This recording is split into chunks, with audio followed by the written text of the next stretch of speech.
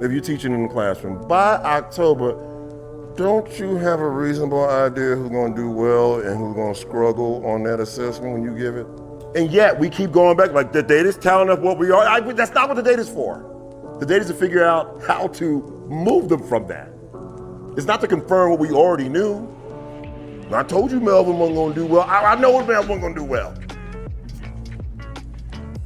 Right? It's my teammates' kids are crushing it on section 2 of that assessment, and she's got a significant number of kids identified with special needs, flourishing. That's something for me to learn right there. Is it something found on Teachers Pay Teachers on Pinterest? Where'd you find it? If it's something you've been doing for years, can I come see it? In the meantime, I got 6 kids struggling on section 2. Let's do a flexible regroup. I don't know. When you put your back to the wall and there's nothing else, man, you figure things out.